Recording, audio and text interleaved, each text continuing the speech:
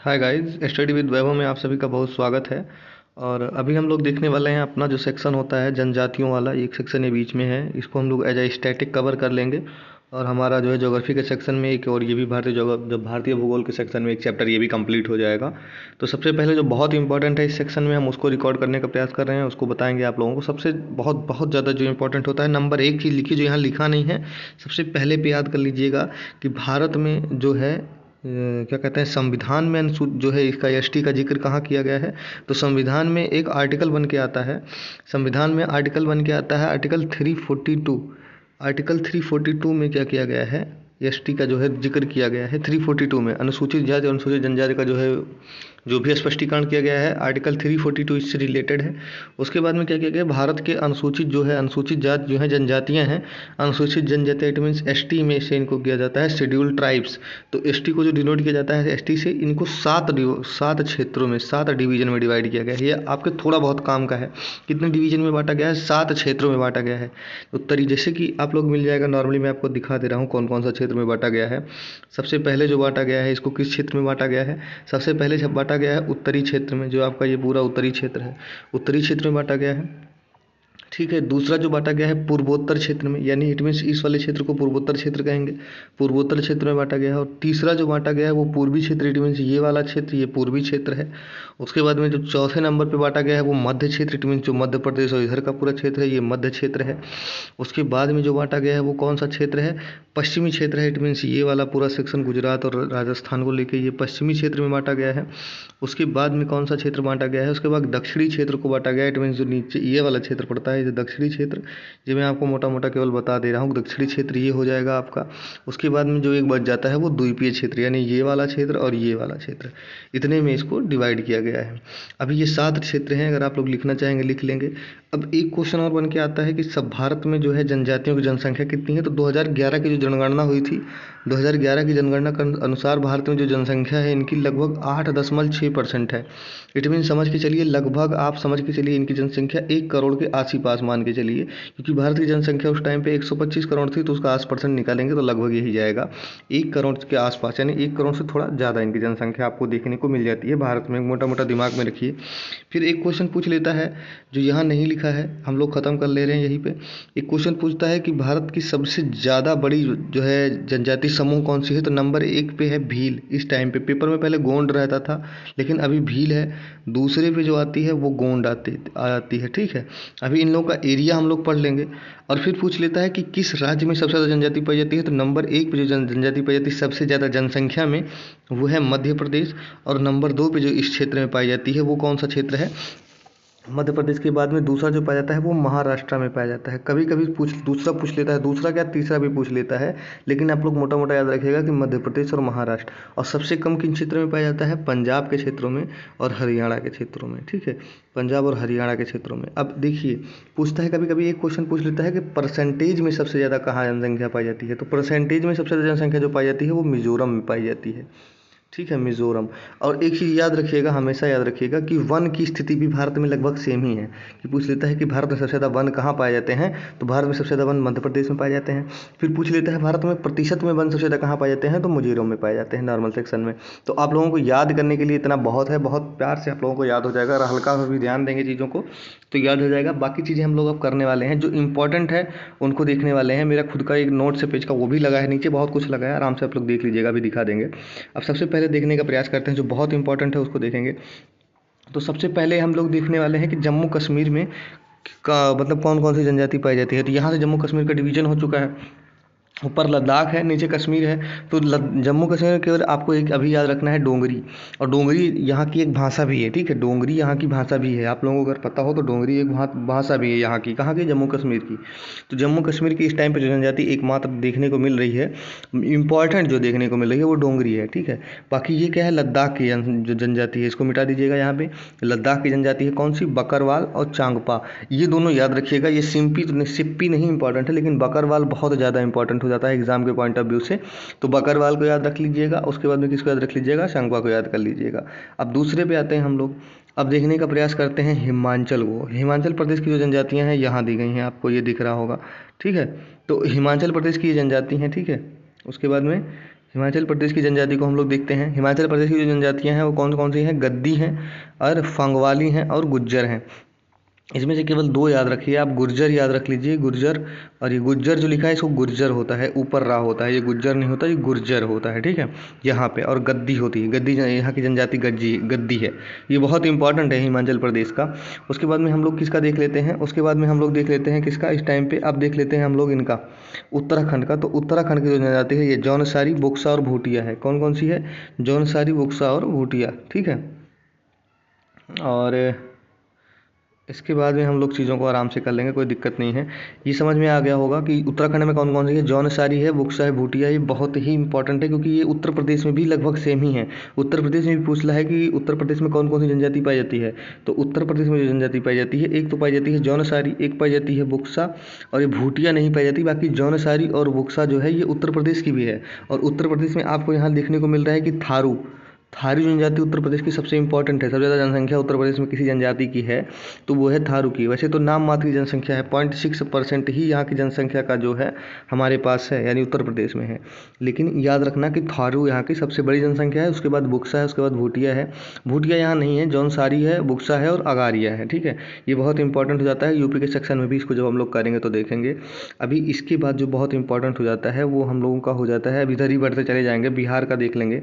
बिहार में एक थैगा लिखा है, थैगा, ठीक है। ये थैगा ना हो कि ये बैगा होता है, ठीक है। यहाँ बैगा अगर दिख नहीं रहा है साफ साफ, लेकिन ये बैगा है। बिहार में एक जनजाति पाई जाती है बैगा, बा से बिहार, बा से बैगा। याद रखिएगा कि बिहार की जो जनजाति है वो कौन सी है? बैगा है। आपको दिख रही होगी ये बैगा।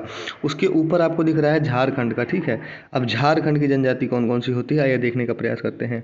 झारखंड की जनजातियाँ बहुत इंपॉर्टेंट है, पेपर के मतलब व्यू से बहुत ही ज़्यादा इंपॉर्टेंट है। वो है संथाल है, मुंडा है, उरांव है और हो है। ये चारों के चारों बहुत इंपॉर्टेंट है। मुंडा तो बहुत यहाँ विद्रोह भी हुआ था, मुंडा, ठीक है। बिरसा मुंडा का नाम आप लोगों ने सुना होगा। और संथाल परगना, संथाल यहाँ का उतना इंपॉर्टेंट नहीं है जितना संथाल जो है बंगाल के सेक्शन में जो है वो बहुत इंपॉर्टेंट है, क्योंकि बंगाल में एक परगना पड़ता है संथाल परगना, तो वहाँ का तो बहुत इंपॉर्टेंट हो जाता है। लेकिन आपको दिमाग में मोटा मोटा रखना है कि बंगाल और झारखंड के क्षेत्रों में संथाल जनजाति पाई जाती है, ठीक है। और मुंडा कहाँ की जनजाति है? ये भी झारखंड की है। उरांव और हो भी यहाँ की जनजातियाँ हैं। अब इतना आप लोगों का अगर हो गया है तो उसके बाद में अब हम लोग इस क्षेत्र को छोड़ के अब लोग बढ़ते हैं और बगल में इधर देख लेते हैं बंगाल को। अभी उत्तर पश्चिम वाले क्षेत्र में नहीं पढ़ेंगे, उत्तर पूर्वी पूर्वोत्तर में नहीं जाएंगे। अभी देखते हैं, इसी को केवल देखेंगे। अब नॉर्मली हम लोग देखते हैं किसको? अब हम लोग देखने का प्रयास करते हैं कि बंगाल की कौन कौन सी जनजातियाँ हैं। तो बंगाल की जो जनजातियाँ हैं, एक तो है आपको दिख रहा होगा, कौन सी दिख रही होगी? एक बंगाल के क्षेत्र में आपको दिख रहा है, ये दिखा है हंजोग, एक दिखा है संथाल। तो संथाल बहुत इंपॉर्टेंट है, संथाल को अगर याद रख सकते हैं तो याद रखिए, दूसरा वाला मत याद रखिए, लेकिन संथाल बहुत इंपॉर्टेंट हो जाता है। उसके बाद में हम लोग कौन सा देखेंगे? अब आ जाते हैं, आप लौट आइए इधर राजस्थान के क्षेत्र में, और राजस्थान के क्षेत्रों में देखने का प्रयास करिए। राजस्थान में से एक जनजाति पाई जाती है भील, एक पाई जाती है सहरिया, एक पाई जाती है गरासिया, एक पाई जाती है मीणा, एक पाई जाती है मेरात। तो मेरात नहीं याद होता चल जाएगा, लेकिन याद रखिएगा मीणा, गरासिया, भील और सहारिया ये बहुत इंपॉर्टेंट हो जाता है। सहारिया तो बहुत ज़्यादा इंपॉर्टेंट हो जाता है, भील भी इंपॉर्टेंट है। भील भारत की सबसे ज़्यादा जनसंख्या रखने वाली जनजाति है और ये गुजरात में भी पाई जाती है। तो इतना याद रखिएगा कि भील कहाँ पाए जाते हैं? राजस्थान में। उसके बाद में कौन सी पाई जाती है? गरासिया पाई जाती है। उसके बाद कौन सी पाई जाती है? मेरात पाई जाती है, मीणा पाई जाती है और सहारिया पाई जाती है, ठीक है। अब आगे हम लोग पढ़ लेते हैं मध्य प्रदेश को। तो मध्य प्रदेश में कौन कौन सी जनजाति पाई जाती है? तो मध्य प्रदेश में जो जनजातियाँ पाई जाती हैं उनको आइए देखते हैं। मध्य प्रदेश में एक तो पाई जा रही है बंजारा, एक पाई जा रही है गोंड, एक पाई जा रही है कोल। और मध्य प्रदेश की सबसे बड़ी जनजाति कोई है तो वो है गोंड, ठीक है। याद रखिएगा, गोंड मध्य प्रदेश में सबसे ज़्यादा क्षेत्रों में पाई जाती है, ठीक है। और भारत की सबसे पुरानी जनजाति है गोंड, सबसे आधी जनजाति है। क्यों? क्योंकि ये गोंडवाना लैंड का जो हिस्सा था ना, गोंडवाना लैंड, इसी के नाम पे गोंडवाना लैंड का नाम गोंडवाना लैंड था। और ये तब से हैं, कब से हैं? पृथ्वी के निर्माण के बाद में, जब मानव की उत्पत्ति हुई उसके बाद भारतीय क्षेत्र में जिस जनजाति को सबसे पहले नाम दिया गया वो गोंड को ही नाम दिया गया। जब नामकरण किया गया होगा तो गोंड जनजाति के नाम पर ही गोंडवाना लैंड उसका नाम किया गया था, ठीक है, उस क्षेत्र का जहाँ से भारत का ये टुकड़ा आया है। तो बहुत पुरानी जनजाति है, ठीक है। अभी हम लोग इसी को पढ़ेंगे पूर्वोत्तर क्षेत्र में। पूर्वोत्तर क्षेत्र में जितनी पहाड़ियाँ हैं, एक्चुअल में पहाड़ियाँ ना होके वो वहाँ की जनजातियों के नाम पे हैं वो पहाड़ियाँ, ठीक है। अभी हम लोग यहाँ तक देख चुके हैं, मध्य प्रदेश तक। अब जो है हम लोग कहाँ का देखने वाले हैं? अब इससे पहले हम और उधर बढ़ें, सबसे पहले गुजरात का सेक्शन देख लेते हैं। गुजरात में पाई जाएगी एक कोली, याद रख लीजिएगा, एक भील याद रख लीजिएगा, एक डाफर याद रख लीजिएगा, एक टोडिया याद कर लीजिएगा। इसमें से जो सबसे ज़्यादा इंपॉर्टेंट है आपको, वो आपको भील याद होना चाहिए और डाफर याद होना चाहिए। भील और डाफर, भील डाफर अगर आपको आपको याद है तो आपका लगभग सेक्शन हो जाएगा। ठीक है, अब आगे बढ़ते हैं और मध्य प्रदेश हो ही गया है। अब आराम से देखते हैं कि हमारे यहाँ छत्तीसगढ़ में देखने के लिए क्या है। छत्तीसगढ़ में एक जनजाति पाई जाती है कोरबा और एक पाई जाती है मारिया।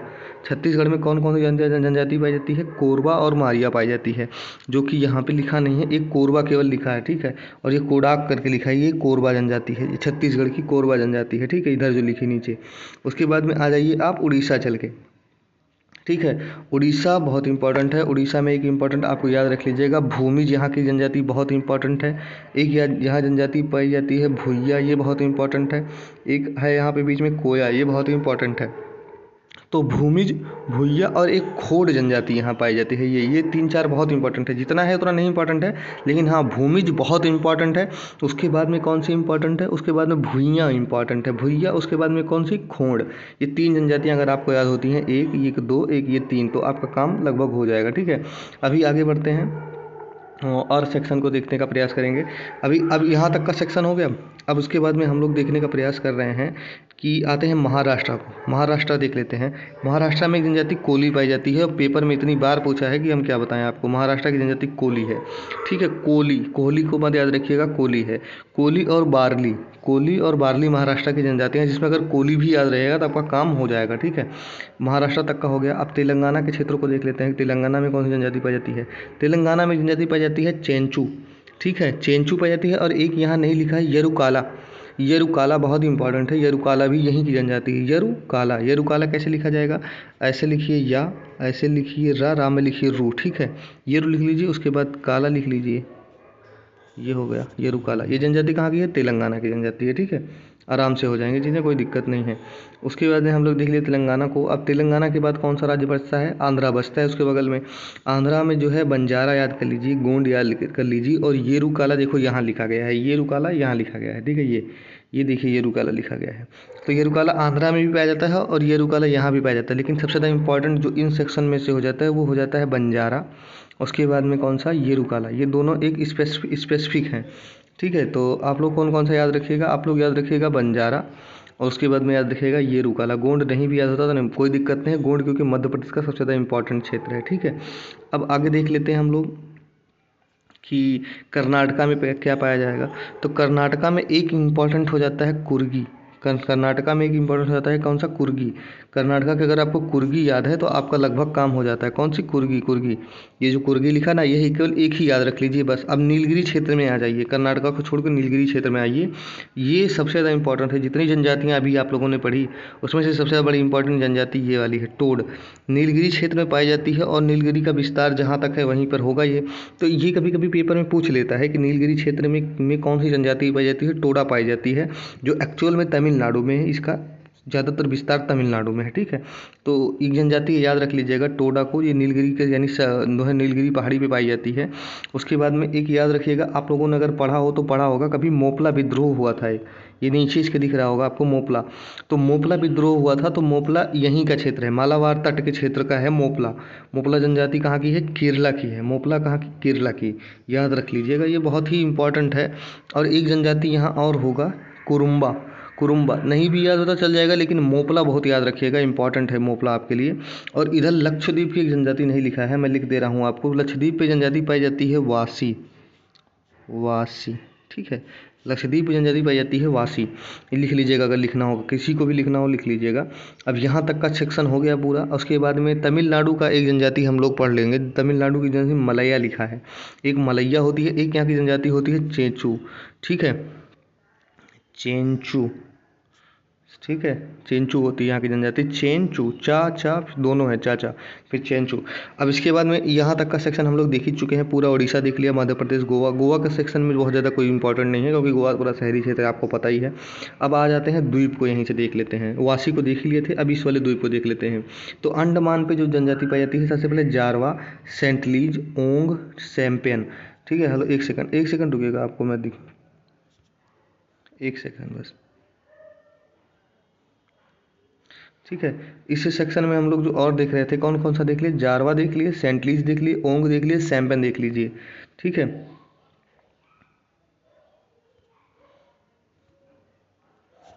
उसके बाद में हाँ, यहाँ तक का सेक्शन हम लोग का हो चुका था।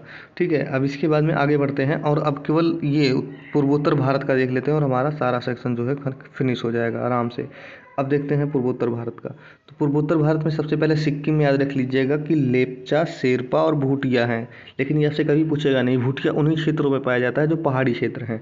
तो भूटिया याद कर लीजिएगा। ठीक है, यहाँ पर भोटिया है और यहाँ पे भूटिया है। ठीक है, बहुत अंतर है दोनों में। ठीक है, भूटिया भोटिया कोई अंतर नहीं है यार, ऐसे नॉर्मल एक ही चीज़ है, वो केवल लिखा है आपको कंफ्यूज करने के लिए। मिसमी, अब मिसमी मिकीर की पहाड़ियाँ हम लोगों ने जिन क्षेत्रों में पढ़ी है जनजातियाँ वहीं है। देखो मिसमी और मिकीर की पहाड़ियाँ हम लोगों ने कहाँ पढ़ी थी, यहीं पढ़ी थी, यहीं पे है।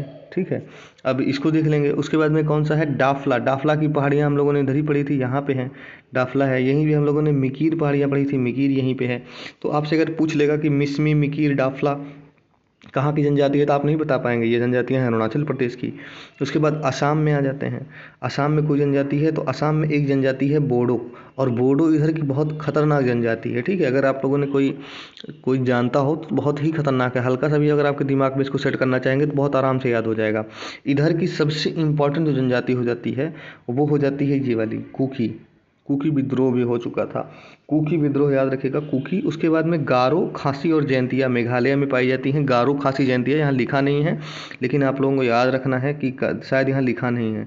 तो गारो, खासी, जयंतिया जो जनजाति है वो कहाँ पाई जाती है, वो पाई जाती है यहाँ पे मेघालय क्षेत्रों में। ये लिखा है, देख लीजिए, ये केवल अंगामी और खासी लिखा है। तो गारो, खासी, जयंतिया तीनों जनजातियाँ यहाँ पे हैं, तीनों पहाड़ियाँ हैं, तीनों जनजातियाँ हैं। इसी में एक अंगामी भी याद रख लीजिए, जिसे आगामी भी कह सकते हैं। आगामी, अंगामी नहीं, वो आगामी। आगामी आ गा पे आपकी मात्रा, उसके बाद माँ पे बड़ी की मात्रा, आगामी ये होता है। ठीक, उसके बाद में ये एक लुसाई हिल्स पड़ता है मिजोरम में। तो लुसाई हिल्स यहाँ मिजोरम में पड़ता है, तो लुसाई जनजाति यहीं पे पड़ती है। ठीक है, लुसाई हिल्स और लुसाई जनजाति यहीं पे पड़ती है।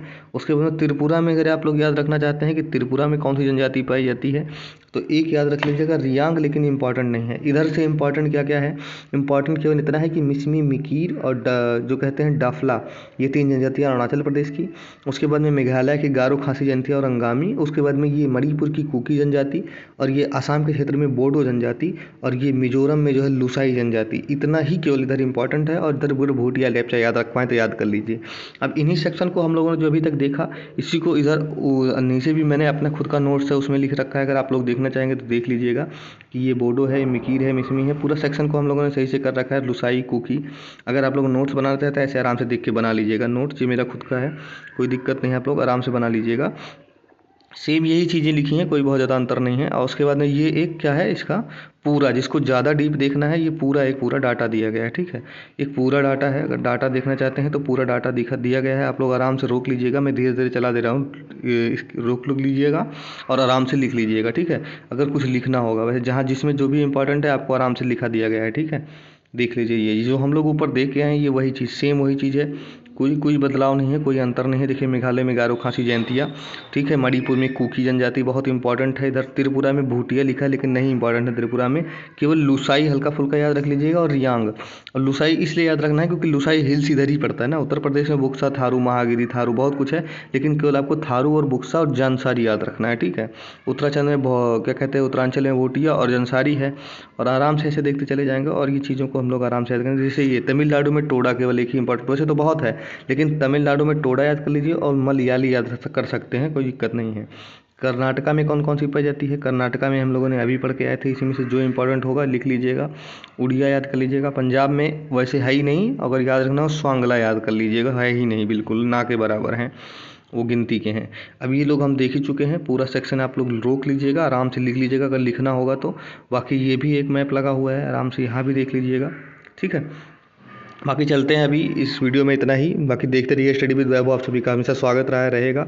धन्यवाद देखने के लिए आप लोगों का। प्लीज़ सब्सक्राइब कर दीजिएगा अगर हो सके तो, और हो सके तो लाइक ज़रूर कर दीजिएगा। धन्यवाद।